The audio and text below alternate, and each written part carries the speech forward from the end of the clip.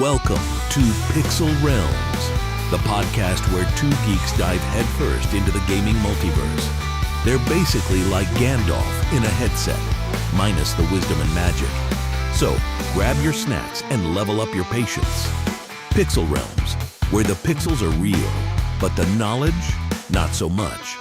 This is Pixel Realms, episode 6, Mental Health. I am Joe.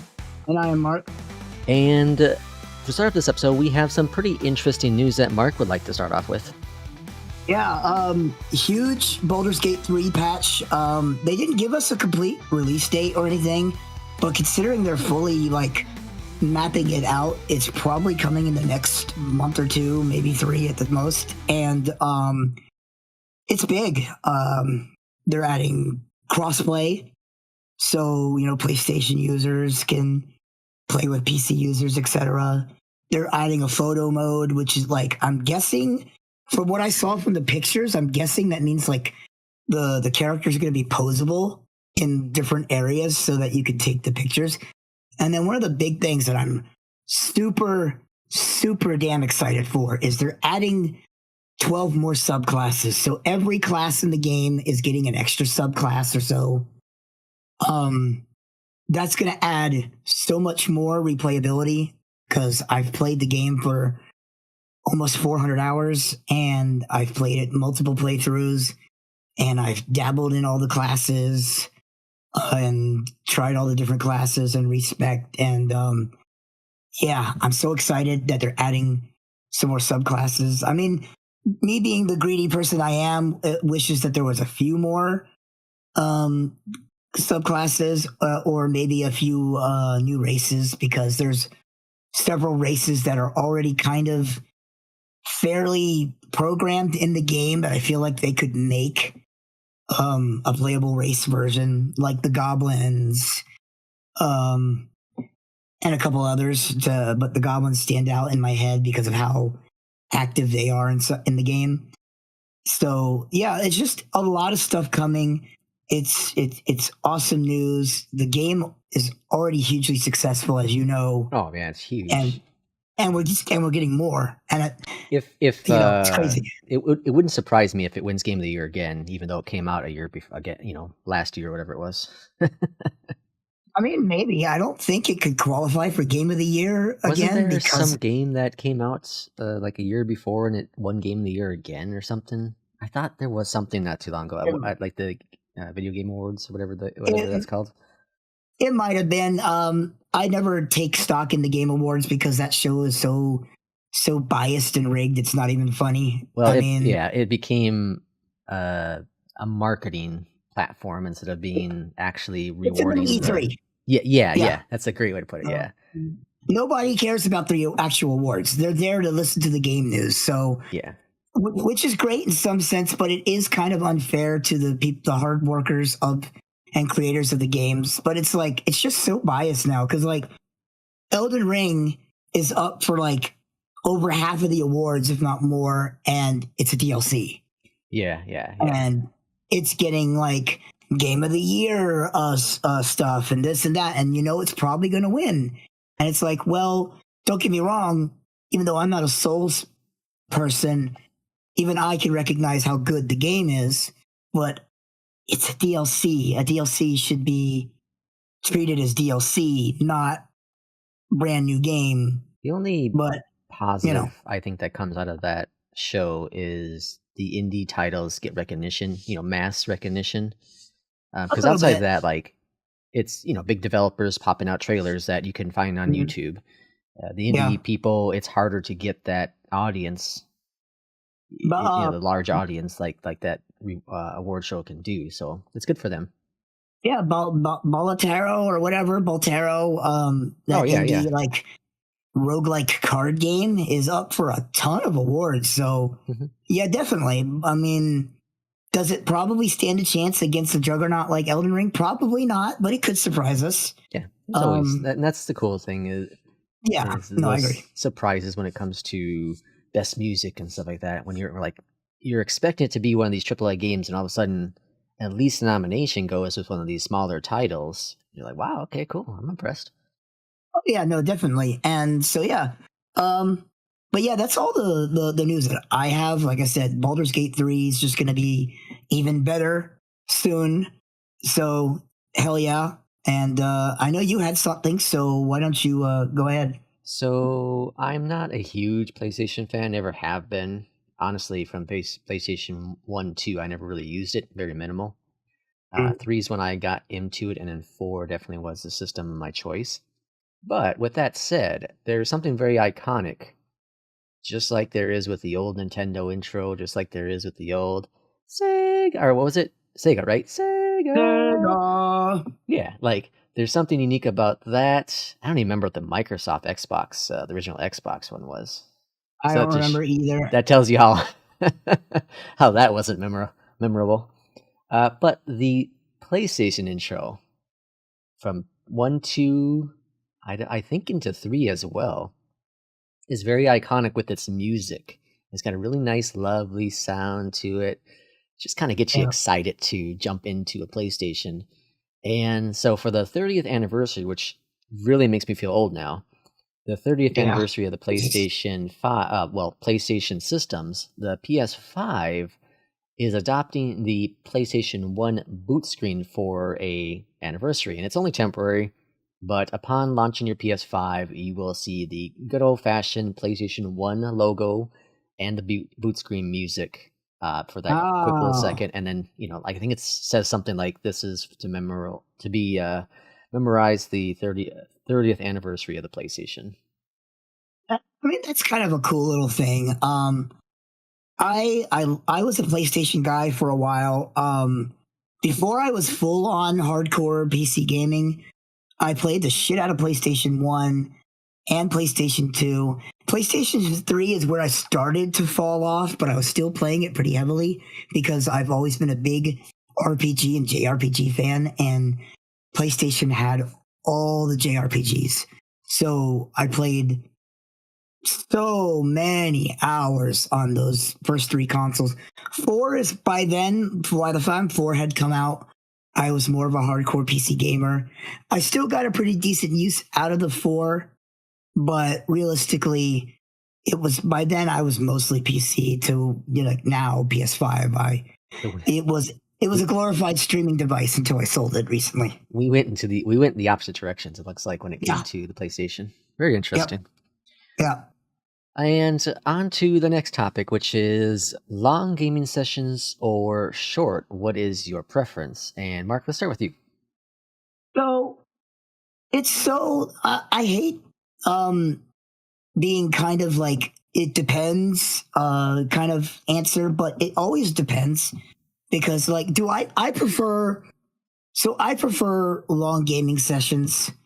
I like to be able to just sit down at my computer if I have nothing to do, no responsibilities for a bit, and easily grind out 2, 3, sometimes 4, sometimes even 5-hour sessions of something like an MMO or a deep RPG or something. But in recent years, I've kind of changed to more of a short gaming sessions because, responsibilities, children, just life in general.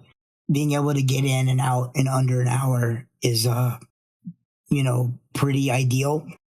But preference wise, long gaming sessions, but realistically, short gaming sessions. And like you said, it really does depend. For me, I've always more been a short session gamer. The exception to that rule is if it's a new game that came out and it's something I've been really, really excited to play.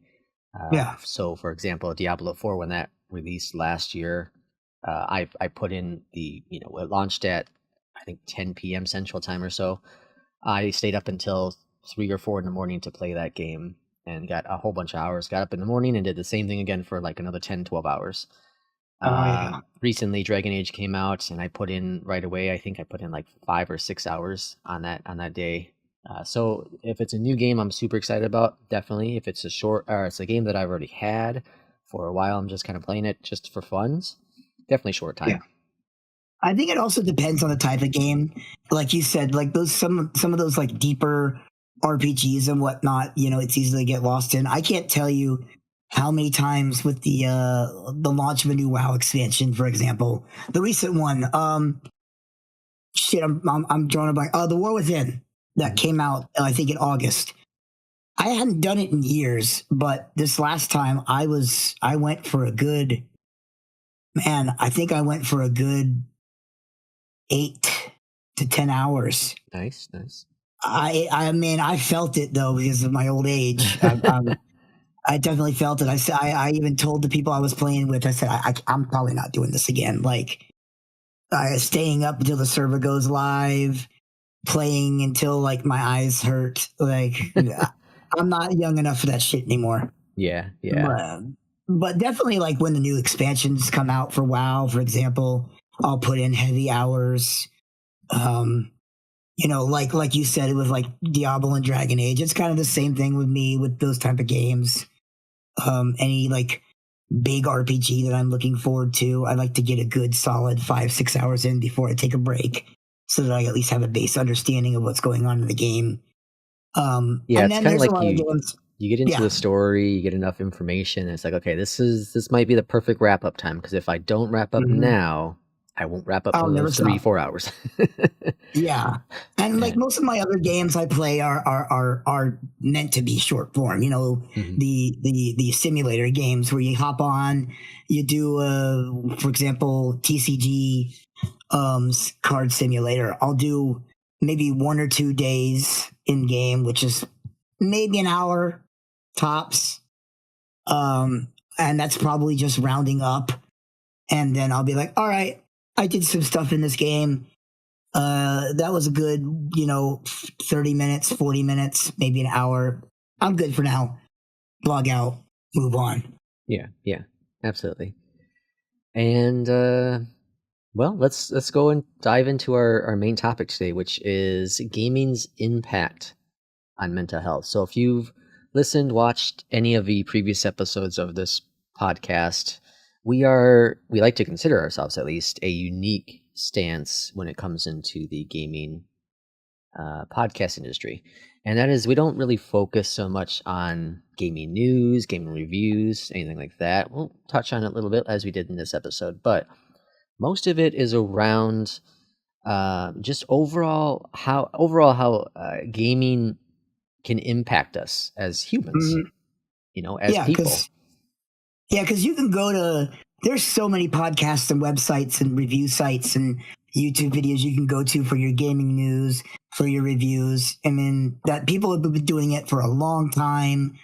Most people are going to go to those places. So we wanted to offer something a little bit different based on our own experiences with just life in general and how gaming's impacted it. And we're normal people. We're regular ass people. We don't have we're not industry people. We're not in the know.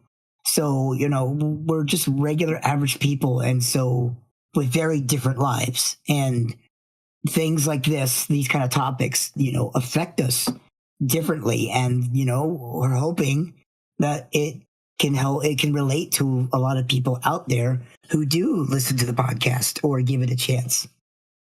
Yeah, and that's not to say we're not going to touch on topics that are individually for the gaming industry that have nothing to do with the mental impact on it and stuff like that. We have some things down the road planned for those, but we do want to make sure that the main focus on these episodes is the mental state, the health impact around gaming itself with our podcast. Yeah, I mean, no, you said it best. Definitely, that's kind of really what we're shooting for, and hope that even if only 1 or 2 people listen to us, because we are a small podcast, we are a new podcast. We're hoping that those 1 or 2 people, maybe like our experiences, can help them. I mean, at the end of the day, that's really what it's about. Absolutely. So, as we said, this episode here is going to be about gaming impact on mental health. And before we dive into the topics we have for this episode, this mental health, I want to share my impact.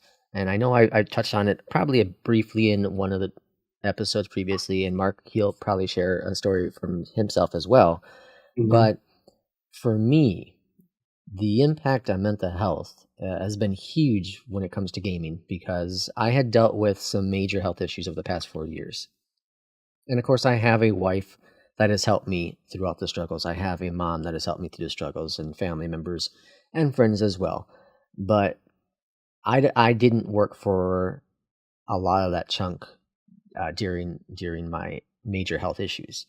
And to get me through day to day, to keep me aware of what day it was in the week, I reflected on games. And primarily it was Flight Simulator, because that is the game of my choice. And I know some people get mad saying game, but it, game simulator, however you like to take it. But there were many other titles in there as well that helped me. Witcher 3 was one of those as well that I put a lot of time in during my leave from work to focus on myself. And not only did it keep me stable, it kept me from being completely isolated to the thoughts in my head. And I know that to some people who aren't really gamers or don't understand gaming can think that's a little weird. It is the truth, because it allows me to connect with, they are fake, they are pixels on the screen, but they allow me to connect with characters and try to become them, the goods in some of those characters. Geralt, for example, from the Witcher series, is someone I was able to connect with. That's someone I want to be like. And then bring stuff from like Ciri into my world, and it just helped me so much more going forward. Mark, I know you definitely have to have some sort of story with this, right? So I do, but mine's a little bit different. So connecting to the topic, I'm just going to talk about this real quick because that's the topic for next week. But next week's topic, which we'll get into, maybe at the end of the show, we'll say what it is, or you'll just wait till next week. Next week's topic has a bigger impact on mental health for me than gaming, oddly enough. But that's not to say that gaming didn't help. Long story short, since we have a lot to cover in a little time, my mother passed away in 2015. That was my last parent, and my father had already been gone over 10 years. And I shut down pretty hard. As you know, losing a loved one, you often do get depression and whatnot. And excuse me, I'm still recovering from bronchitis, so my voice still sounds like shit. But I shut down for a little bit, and I threw myself into going back to work, because I had been out of work for about 3 years. And I went back to work, and that was my main focus. But I wasn't really taking time to relax. I wasn't really taking time to process anything. And how gaming helped me was, it was my not even so much my outlet, but it was like almost like a positive shutdown, if that makes sense. Like, I tried playing other games. Witcher 3 had come out around that time, and I remember being super excited for it. And I played a good 10 hours or so of Act 1, but I never finished it because I couldn't engross myself, because I was still kind of fighting with my own head, dealing with like grief and work and whatnot. And it's one of the reasons why I always say that as much as I sometimes hate World of Warcraft, I'll always go back to it, because WoW for me is that very maybe it's because I've been playing my class for so long or whatever, but I can log into WoW after being gone. I could be gone a year, 2 years, and I could log back in and instantly know what to do, how to play my character despite any changes it's had, and still be good at it. And it was a good, just kind of mind numb thing, where I would come home from work, and my distressor was just to hop on WoW and just shut down. I wouldn't, almost in a negative aspect, I wouldn't talk to a lot of people. I have a wife and I have children. My kids were younger, and so they really didn't understand as well what was going on. They just knew that grandma wasn't there anymore. And my wife was working and busting her butt.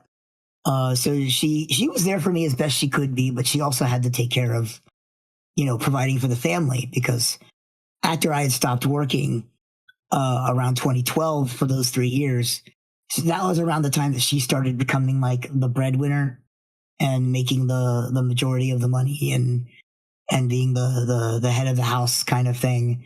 And I was more of the house husband, and I took care of the house. And I went back to work, like I said, for a short time, and I didn't really process things. It was get up, go to work until I was done, come home, and either stew in my own depression or whatever, or I would get on what I did ultimately was get on WoW and just zone out until it was time to interact with the family, eat and sleep. Yeah, it's tough. It is extremely difficult to live life. It's difficult to move forward in some aspects, and that's where gaming can help us as we progress within our lives. So, no, absolutely. Go ahead. No. I was just agreeing. Okay, 100%. So, one of the impacts I feel that gaming can help people, and it also has a negative impact on it, is the stress. So, some people, I'm one of those people. I can jump into a game and relieve stress by shooting virtual pixels in a sim, in a Ready or Not kind of game, and in a Call of Duty type of style game. I can lose my stress in that. When I'm flying in a fake pixel plane, I can reduce some of my stress by focusing on procedures I have to follow within that aircraft to get it from takeoff to landing. But some people can get even more stressed by playing an FPS. You're getting so involved with a shooter game, and you're getting so angry because you're losing, or you feel like the other person's cheating, or the AI's cheating, and so you get even more stressed out that you end up quitting the game, and then you start raging out on people in your real life. No, yeah, definitely. I mean, look at a lot of the esports games. The best example for me, because I was very heavy into League of Legends for a little while, but this was a long time ago. This was back in like season 2, season 3, and I think we're in season I think we're easily over season 10, if not like season 12 or 13. I don't know. It's been quite a few years since I've really played League, but I was really into it, and I would get heated very, very often, and I would see other people be very heated and be very, very nasty, like we talked about last week in the toxic gaming podcast. There was some really nasty, hurtful, hateful things being flung out, to the point that I had to mute just about everybody unless I was playing with friends. And that was just League of Legends. And there's so many other games out there like that. Mm-hmm. That even another good example of, even for something like WoW, there was a time where I was a guild leader. I was in charge of the guild, making sure that we had everything that we needed. Our raid leaders had the ability to run the raids and whatnot. And it was really stressful, to the point where I finally said, fuck it, I'm out. Person here, you're in charge. I'm just going to be a gamer again, and I'm just going to be a player again, because I ain't got time for this shit. I got too much real life stuff to worry about. Yeah. So, and then hardcore raiders are even worse. I've seen a lot of people who dedicate like their whole lives to clearing bosses in World of Warcraft, and some of it is ridiculous. And one thing, though, that is a positive, or can become a positive, is the interaction you can have within co-op games, multiplayer games, and even I'm not even talking about talking with your voice, just sometimes texting, chatting with people on a keyboard. I have made so many new relationships with people through Discord, within my flight sim communities that I participate in, just because of we share a interest, and now become, friends, virtual friends, but they're all over the world and all different Mm-hmm. time zones, and it's so cool to be able to have these friends. I'm someone, I don't make friends. I don't make friends because I choose not to make friends. I also choose not to go out in the world and explore and go mingle at bars and whatnot, and go to meetups. I like to just be a homebound person. And so for me to interact with people, it has to be virtually. It has to be through the pixels on the computer. And being able to connect with people, strangers who have the same sort of interests that I have, is really, really cool and fascinating. And I'm sure Mark has plenty of that when it comes to WoW. Yeah, I mean, let's see. Outside of your cousin, who I knew IRL before gaming, and you, of course, literally every friend that I have right now, or associate, or people that I'm just close with, I met online. Yeah. My Clearly this my works. roommate, yeah, my roommate who lives with us and helps out and whatnot. I met in World of Warcraft. My little sister that we got close enough that I basically call her my little sister.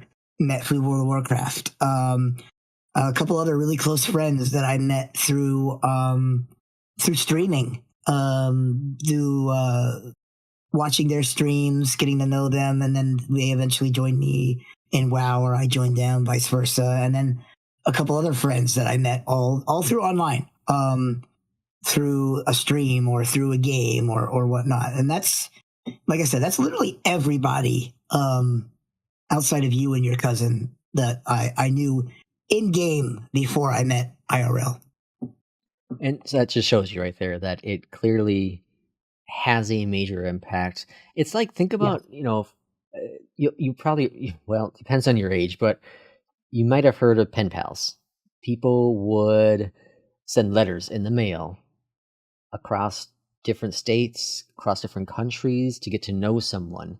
This is taking the pen pals concept to the extreme, because now you have access to this person at any given time through many different software titles. For example, my cousin and I, he's my cousin, but we would honestly, we started communicating virtually through email, but then we moved over to Steam. We didn't text each other. We both had phones, but we didn't text each other through Steam. And then eventually Discord became a thing, and we've used Discord for everything. Mm-hmm. So the opportunities there have opened up even more, and it's probably going to get even better.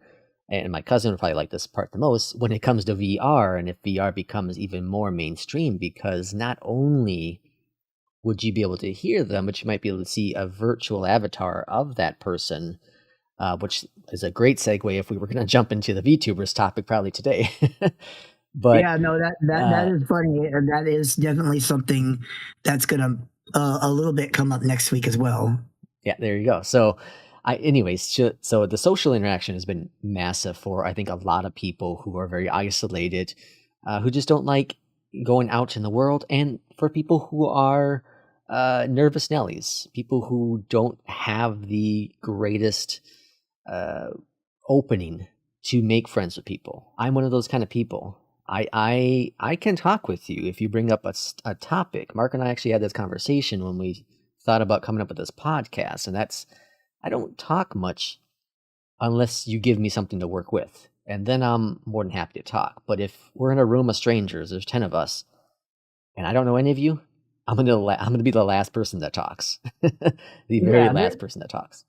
Yeah, Joe's very introverted, and I know a lot of introverted people. Like, there's a reason why in my friends groups that I'm with that I'm always yapping to the point that people are almost like, shut up, because I'm the one that's getting conversations going, because I'm very extroverted. I like to be introverted in the sense that I don't really like to go out a lot. I like to kind of keep to myself, but I've never been a shy person. I've never been a closed off person. What you see is what you get. I'm very open minded and very vocal, and I'm a topic starter a lot of the times. So in my friends groups, with Joe, with his cousin, with all of my other friends groups, a lot of the times, I'm the one that's running my trap because you'll just a lot of my friends will sit there in silence. So it's like it's up to me to be like, all right, where the silence is deafening. Let's talk about something. I don't give a shit what weather, video games, anything. Just start saying something. The thing that's funny is we always know when Mark is mad when we're playing a game when he becomes silent. Oh, yeah. We know that's when he's rage quitting time. Yeah, a lot of times when I'm vocally mad, it's more for shits and giggles and more to put on a little bit of a show. When I'm silent is when you've got to worry. That's always been the case, Some games help us with our thinking. And I know for sure, I think it was the first episode we talked about this, or I talked about this, but the flight sim, for example, critical thinking, it helps me problem solve. So when I'm in a cockpit, I'm going through my flows of how to get the aircraft started. When I'm filing my flight plan, getting that, problem solved. When I'm dealing with the weather changes, using that for problem solve. I know Mark recently got me involved with a grocery store simulator. I can't remember the name of the game right now. Is it just grocery store sim? I think it was just supermarket simulator. There you go. That's a great game because we both worked in the grocery industry, and we have a lot of ways we can bring in our real life knowledge into that simulator. But it also teaches us a few other critical things, which is supply and demand, the market cost, things that we weren't in charge of in our grocery roles, but that game makes you in charge of that, and it helps you even further with your development in key aspects. Yeah, and also another thing, organization. Yeah, mm-hmm. I know a lot of people who are just not very good at organizing things, and I'm the type of player for a game like that where I'll be like, okay, I've got cereal. I bought all the different types of cereal. Well, the cereal has to be together, and then next to it needs to at least kind of sort of make sense, and then go into like the pasta's got to be with the pastas. The chemicals have to be away from the foods and together, and then your paper product. Like it helps people like me with a little bit of OCD who likes to organize things. It helps us kind of get some of that out as well. So that's another thing I like about those types of games. Rearranging the store, how you want it to look, that you think that would appeal to customers. Yeah, the games are computerized. They're probably programmed to react to things. So probably like your store layout probably doesn't matter as much. But, in my head, it's like if I was shopping at a store, this is how I'd want my store to look. Yeah. And there are also games that help relieve tension. And this game is going to be very unique to every individual person. I think some people might think Solitaire is the perfect game to relieve some of that tension. For me, oddly enough, it's Diablo. Diablo 4, seeing all the mobs of enemies, being able to just jump in there and swat them all away just relieves so much tension in my life. Whenever I'm struggling with something, in terms of stress in my life, I like to just jump in Diablo and just whack all the damn little demons. Yeah, I mean, and that's sort of the same with me. WoW is a lot of that for me, as I've said, and then some of these like sim games where it's like they're not super deep, like outside of like, you gotta expand your store and you gotta keep your inventory at certain levels. But at a certain point, once you get into the game a little deeper, it's just really just about, oh, this item's almost out of stock. Okay, order some more. This price needs to be changed. This and that. Ring up customers and click. buttons go clackety clack, brain go. And then there are the games that improve your mood. These are, and again, this is just like therapeutic, the relieving your tension. These could be unique to you as individuals as well. It could be the satisfaction of beating a game, beating the boss. The soul-like games could definitely be in that category. Getting an achievement could be massive for some people. There are people who are trophy hunters. One of my really good friends, he when the PS3 came out with trophies, the dude went bananas and replayed every game that he ever played on the PlayStation 3 just so that he can 100% every single game. And that was a mission for him. And the satisfaction he had doing so was incredible. I thought he was nuts, but that was his goal. That made him happy. And that is huge for some people. Yeah, I have a friend. I don't know if she still does it, but there'd be a lot of times where I would come over to hang out with her and her boyfriend, and she'd be playing on the PlayStation, and I'd be like, hey, so what are you doing? And she's like, oh, I'm just trying to get the achievements. I'm just trying to 100% this game. And it's like, oh, okay, cool. It's like, and then she would tell me about like some of the achievements and how some of them sounded like pretty hard. And I'm like, really, you're doing that? And she's like, yeah. And I'm like, okay, hey, more power to you. There's really no right or wrong way to play a game as long as you're not hurting anybody else. And that dives us into some of the major negatives when it comes to mental health in the gaming industry. Addiction. Now, addiction doesn't have to be narcotics and alcohol, right? That's obviously what a lot of people think when it comes to addiction. But games can be equally as addictive. Yeah, they're especially now with it started with loot boxes and that kind of stuff that EA was really notorious about that. And then as the rise of mobile gaming and a lot of these gacha games, I've been victim of them as well. I've played my fair share of Genshin Impact and Honkai Star Rail, and put way more money than I'd like to admit into some of those games, those free to play games. I mean, there's even way back in League of Legends, where everything, a lot of the things, like all the champions could be acquired for free, but you'd have to pay for the skins, and you'd get a skin sale where it's like, oh, this skin's super reduced. And it's like, oh, that's a really cool looking skin. I may not even play the hero that much, but I'm gonna buy it anyways. So there was that, and then obviously games like your MMOs, like World of Warcraft, where you can get addicted and be like, I really should stop and do this other thing, but I really kind of want to accomplish this thing in this game first, and then you lose track of time, you lose track of where you are, last time you ate, that kind of stuff. I've been guilty of all of that in the past. And I think one of the biggest games, honestly, in terms of the mobiles, that caught onto this free-to-play concept was Candy Crush. Oh, yeah.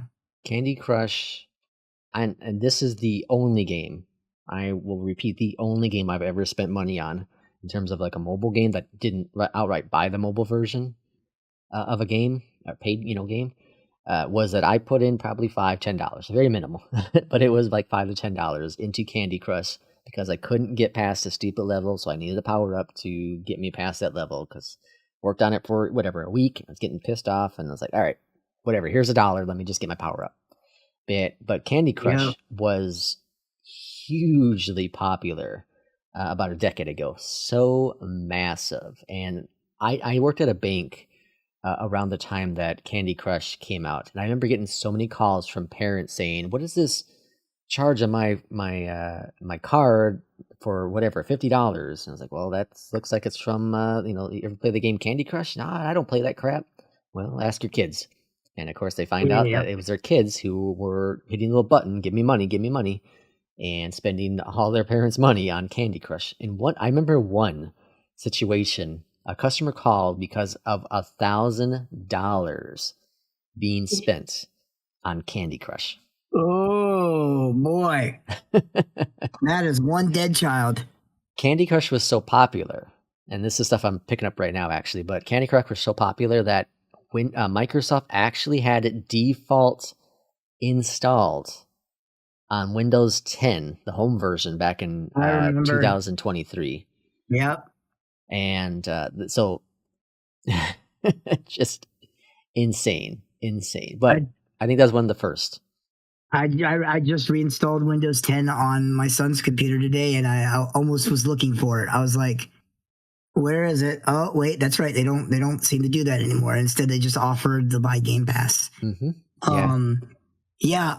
My late mother played quite a bit of Candy Crush. My wife played a bit of regular Candy Crush, and then she went to like Candy Crush Soda or one of those, and I played a little bit. I didn't really get addicted to that one, but I mean, I'm not gonna lie. There's a couple games on mobile that I play today where every now and then I'll throw a little bit of money at. It's never usually too crazy, but it's still money that I probably shouldn't spend on these stupid, crappy mobile games. So yeah, the addiction's real, and it's not hard to believe that there's been hundreds, if not thousands, of dollars spent, even accidentally, on these kind of games. Because you start off with like, these games will give you a deal, and you'll be like, oh, that's a pretty good deal for all this stuff, and then you buy it, and then you get just far enough to where you run out of your power-ups or whatever, and you just need a little bit more, and then a little bit more. and it can go on. So yeah, no. Oh man, Candy Crush, gotcha games, loot boxes, you name it. The addiction was very real and still is, but I think it's definitely at least gotten a little bit better. Maybe. We look at Epic. Epic was in a lawsuit not too long ago about loot boxes, and in the EU, actually, if any game has loot boxes in it, they have to have the gambling little sticker on it to show that it is gambling. It essentially is. Yeah, but I mean, in terms of like overall hearing about the negatives of and the addiction, I hear a lot less. Oh, hell, a lot of times now, you've got dedicated gacha players that will get sponsored by the company. There's several streamers that I watch who are so deep into the Hoyoverse, which is Honkai Star Rails, Genshin Impact, Zenless Zone Zero, Honkai Third Impact, that they constantly get sponsored, so they get paid to play the game, and they get paid to whale and pull the new quick characters and the new banners. So, it's kind of come full circle and went from being full on addictive to almost profitable? Question mark. Well, yeah. I play. When I was in the hospital, I started playing Monopoly Go, which is like the new Candy Crush, I think, in today's world, which is Monopoly, but it's not your atypical Monopoly game. It's more of a slots kind of Monopoly. You hit the little dice button, and Monopoly guy goes around the corners, the board, right? So you're not really playing hands-on Monopoly, but whatever. Anyways, it's something that I play. It's boring fun. It's part of my routine now in the morning. But when you jump into there, it pops up like 3 different pops up. Hey, get these many dice rolls and this card for only $4.99. No, I don't want that. Hey, right now, limited time, get these many dice rolls and these cards. No, I'm not interested. Hey, how about this one? We have this other deal here now, 50% off. You get these many dice and these cards, all for this amount. No, thank you. So they keep throwing it at you now, even more so. I'm looking at my phone right now, right? And I have, I'd say I have 9 games installed. Some of them I just haven't installed, but there's probably 1, 2, 3 games that I play, 4 games I play every single day. 2 of them, one of them does that, where I open the game and it throws a bunch of like things at you, or like you'll play the game and then when you run out of energy, is when it's like, hey, buy this thing. And then another one where I played it enough where I said, okay, to buy the game, or at least to be ad free, it's only like $4, and I'd give it its $4 so that I wouldn't have to get ads anymore. But then you still will get the pop ups to be like, hey, buy this thing and that, and it's like, leave me alone. I already paid you. Yeah, yeah, we already paid you, like to leave, to not give me ads, to stop giving me ads. Mm-hmm. But the addiction is real, and there have been some things to help with it, but I think there's still a lot more that can be done. One of the other negatives, we talked about this briefly earlier, but is isolation. So there are people who just won't interact in the real world, but also don't interact in the virtual world, or limit their exposure in the virtual world. And there are many reasons why you should be cautious and not be so willing and open when it comes to being online. People do take advantage of you. And we talked about this in the toxic the toxic gaming episode here last time, which is people are hostile. People are very brave in the virtual world. And if you give a little bit of opening, some people could take advantage of that. And not only would they take advantage of your mental stability, but also your financial stability. Oh, yeah. I mean, isolation, for one, is, some people just get so engrossed that they kind of just go into their own world, which on paper, on hand, when you look at it, it's not the worst thing in the world, but it's when they completely deassociate from everybody and everything, where it becomes worrying, to the point that, it sometimes takes a lot to break them out of that. And I find that a lot of times it's more with introverted people, or people with who've had some kind of tragic thing happen to them, whether they be assault victim, or some kind of crime has happened to them, or like in my case with a family member lost, where there's people that just kind of crawl into that gaming world and shut everyone and everything out. And at first it could be okay as a way of like processing things, but there comes a time when it becomes unhealthy, where you lose sleep, where you start to get sick, you don't get up and walk around enough, you don't eat or drink. In the past long WoW leveling sessions with a new expansion, sometimes I would stay up, the first 24 hours trying to race to max level. And I remember there was many times in the past where I'd be like, oh man, I'm hungry, but I just need to get this far.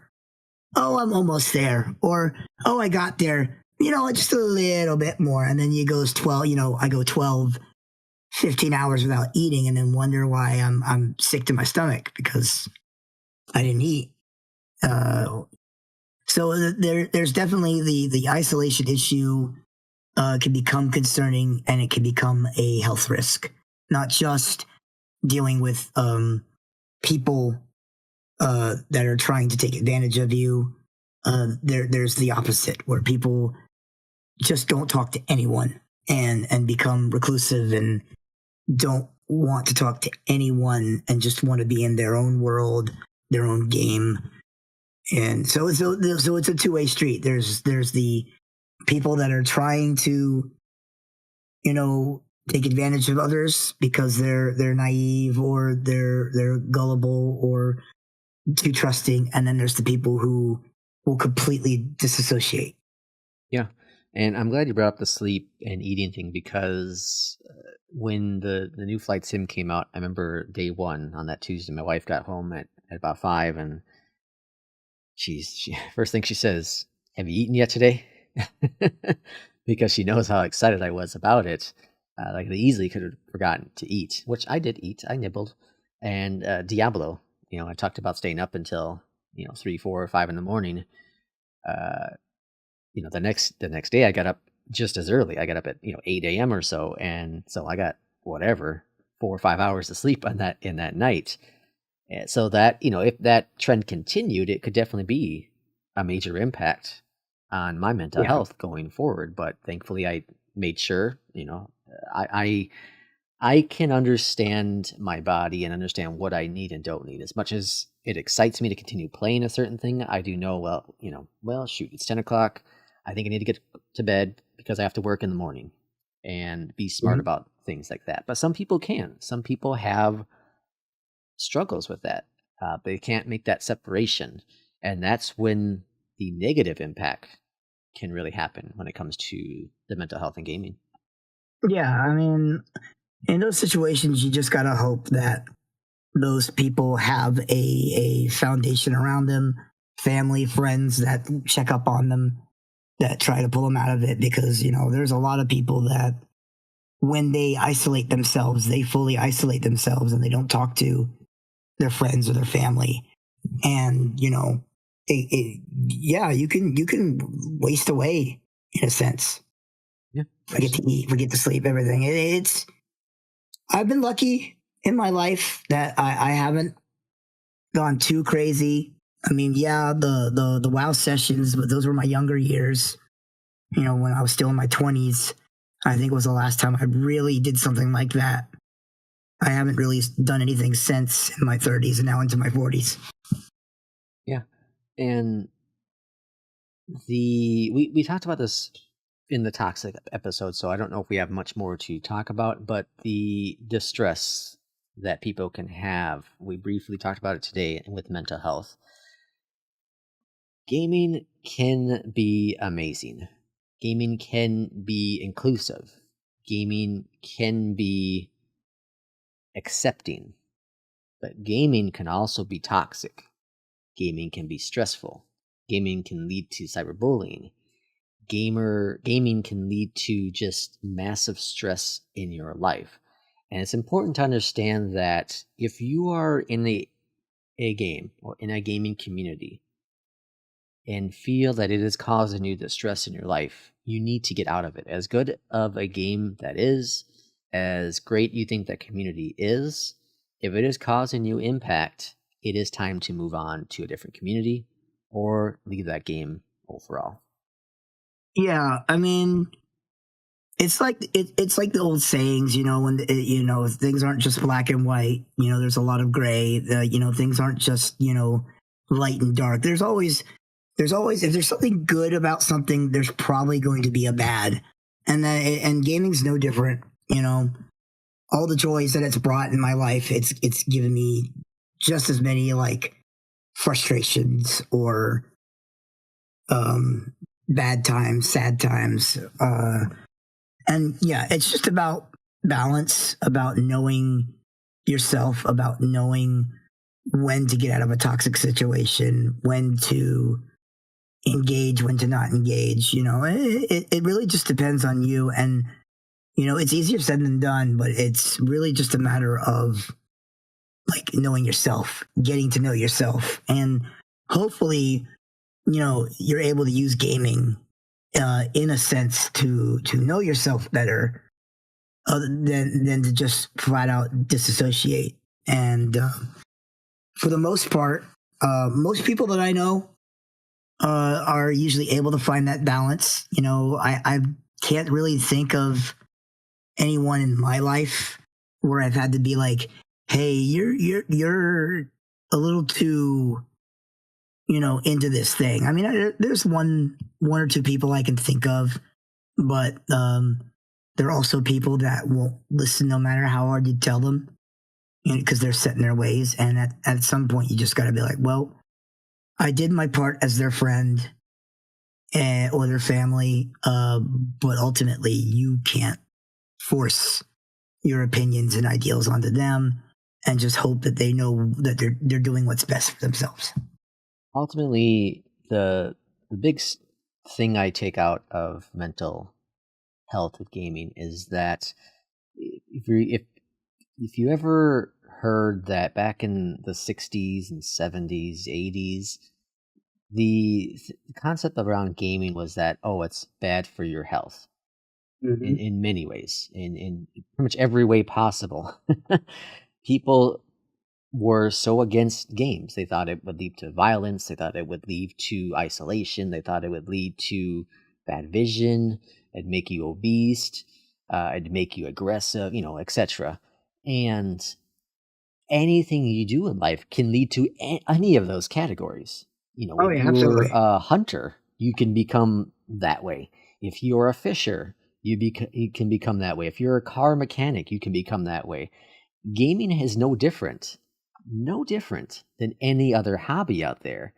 The difference, in my opinion, when it comes to the positive, is that gaming can have an even more how do you say uphill what's what I'm looking for, Mark? I'm struggling with my word right now. I don't know what the word is, but I get what you're saying. Like, there's more up than there's down. Especially this day and age.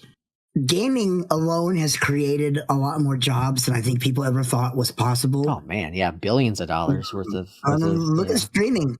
Look at streaming alone. Just streaming, playing a video game. You never thought. You still get people to this day that's like, you make money playing video games, and people watch you do that. Yeah. And you still get people that are surprised at it in 2024. Absolutely. Because they don't understand it. And a lot of this stuff is still new. And it's great because you find people that you never thought you would find in the industry. There's so many talented, intelligent individuals or hilarious people that I've found through streaming rather than watching a movie, a stand-up show, a documentary. Those things are still viable as well. But gaming has proven, yes, there can be bad things, but there's bad things in anything you do in life.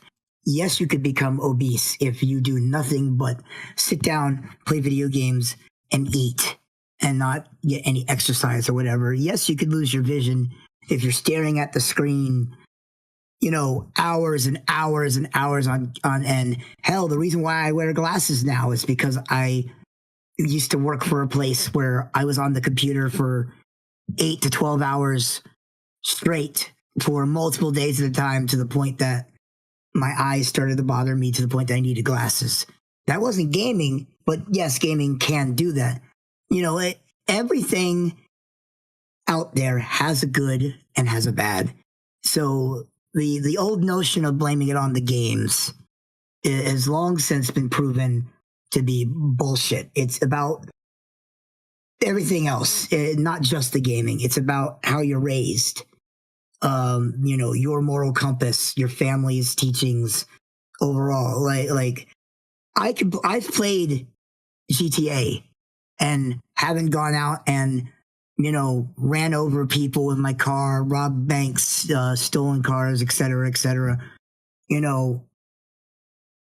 I've played plenty of games where I killed people or blow things up, and I don't turn the game off and go, you know what feels good today? I'm going to go out and I'm going to go shoot a place up. It doesn't happen. That is a mental health problem in itself, but that has nothing to do with gaming. Yeah. And it's up to the people in your life to realize that there's an issue like that, or that maybe they shouldn't be playing this game, or that comes down to parenting and family, not the game itself. So the whole concept of it's the game's fault was just people trying to find an excuse and find an answer when there really wasn't an answer. Yeah. I think you closed this episode out extremely well. I think that was a great overall end to an episode. The parallels between gaming, the positive with it, the negatives with it. So unless you have anything else to add, I think this is a good closure. No, just next week's episode. I guess we've kind of already alluded at it. The topic's going to be VTubers because it's very important to me. There's a few things that I want to say going about VTubers when it comes to this podcast. And then at the same time, I'm going to try and be a little bit educational. Joe, for example, doesn't know anything about VTubers, so I'm gonna basically teach him and hopefully anyone who listens a thing or two while also being informative. Yeah, so But other than that, yeah. It'll be a great episode. It's going to be a different episode than we normally do. So it's going to be more educational, I would say, when it comes to the VTubing world. And Mark will definitely be showcasing his skill sets to become a great teacher and knowledge provider. And you're all screwed. Yeah, exactly. But I'm excited. I'm excited to learn about his interests, his hobbies, and his passion, and how it has an impact, and why, here's the big question, and why it's relevant when it comes to our podcast. Oh yeah, I mean, yeah, that's the one thing, you know, I've got a reason for it, and whether you like it or not, VTubing is going to be a very prominent thing now and in the future, and I'll tell you guys why next week. So hopefully my voice will have recovered by then. I'm kind of tired of not having a voice and sounding like shit, but it is what it is. All right. Well, we'll see everyone next week, and thanks for watching. Bye.